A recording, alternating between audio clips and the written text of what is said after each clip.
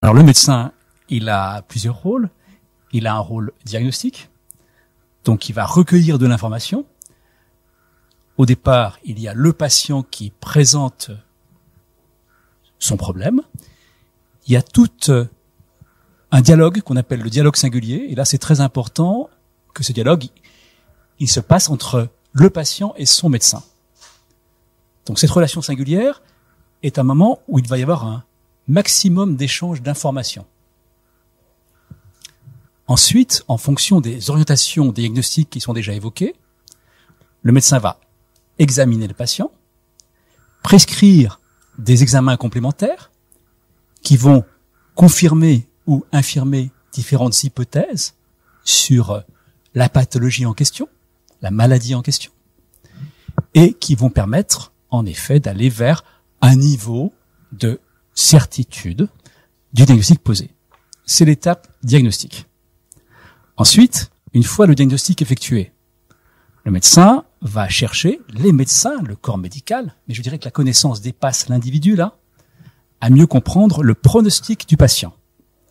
En particulier pour les pathologies graves.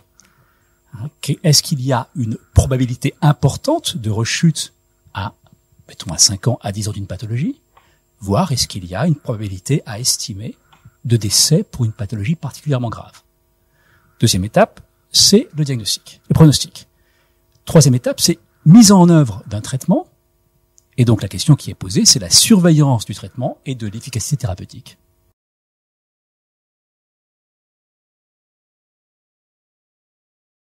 Alors l'IA, ça regroupe plein de choses différentes. Souvent, quand on en entend parler, ça désigne des algorithmes, des outils informatiques qui sont capables d'apprendre des relations entre des concepts. Donc par exemple, la chose à laquelle on est le plus exposé, c'est on donne une image et l'algorithme va nous dire ce qu'il y a dans cette image. Il va faire de la reconnaissance d'objets.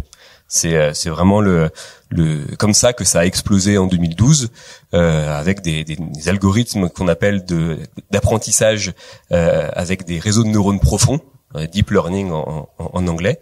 Donc c'est vraiment ça qui a donné un gros coup de boost à ce champ qui est très vaste, même s'il était bien sûr préexistant à cette date de 2012. Grosso modo, depuis les années 80, il y a des algorithmes équivalents qui avaient été proposés par les chercheurs.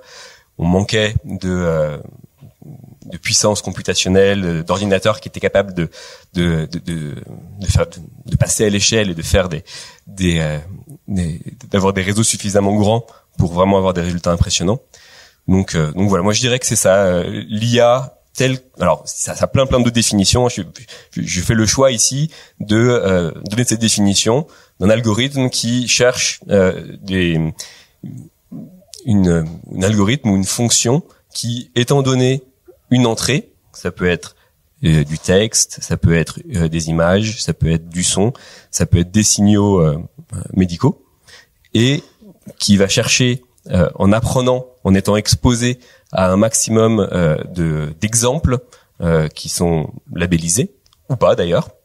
L'apprentissage peut être ce qu'on appelle supervisé ou non supervisé. Supervisé, c'est quand il existe une base d'apprentissage où chaque image est dit, dans cette image il y a un chaton, dans celle-là il y en a pas, dans celle-là il y a un chaton, dans celle-là il y en a pas, et au bout de milliers d'exemples, l'algorithme sait à partir d'une nouvelle image dire s'il y a un chaton ou s'il y en a pas.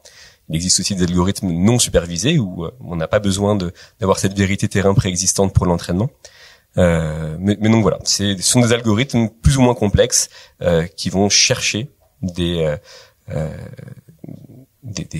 patterns, des relations entre les éléments d'un signal pour faire une prédiction sur la présence ou non de quelque chose que l'on cherche dans ces signaux.